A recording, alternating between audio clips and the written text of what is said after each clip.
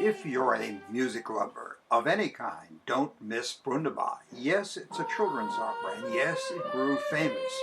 We could say infamous because the Nazis allowed it to be performed by inmates of their Theresienstadt concentration camp, or Terezin as the Czechs call it. But don't let the brutal circumstances keep you away. It lifted the spirits of its participants during a terrible time.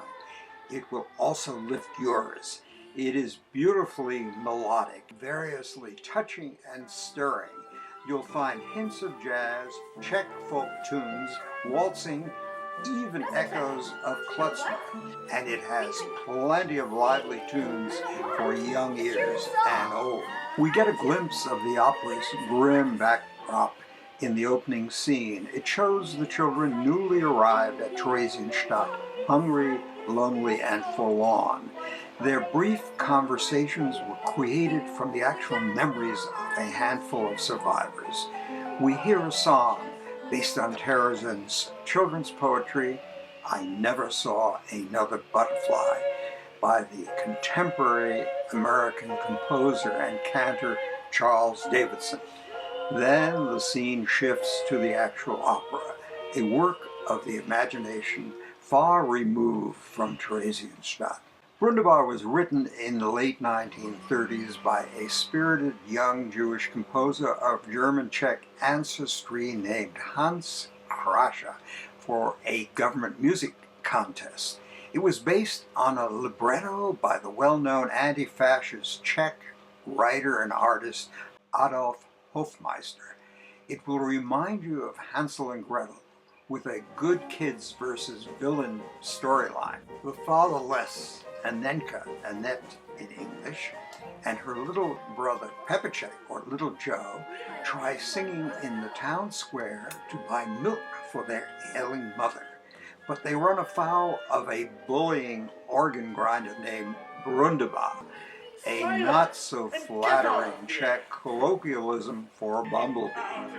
If anyone is going to fill his hat with money, it's going to be him, and he shoos the children off.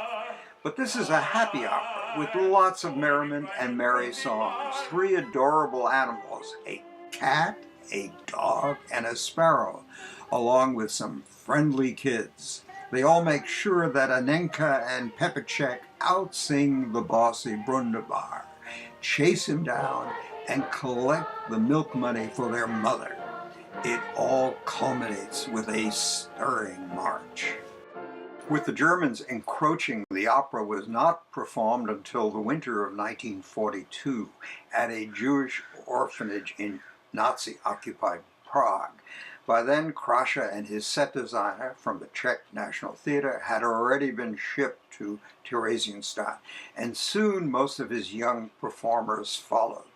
There, using a smuggled piano score, Krascha reorchestrated the full opera for the handful of instruments available.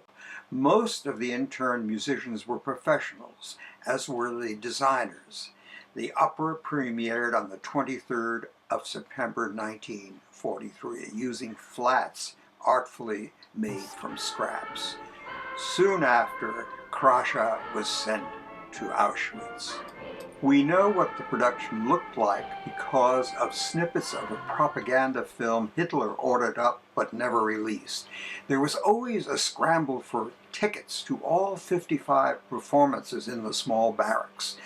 The camp's Nazi Gauleiters probably realized their prisoners saw the villainous Brundiba as a stand-in for Hitler, but they didn't interfere. They knew what was in store for the performers. With each successive performance, more and more of Brundibár's players were shipped off to the death camps. By the end of 1944, after the showcase visit by the International Red Cross, performances ceased. There were too few inmates left to put on the show.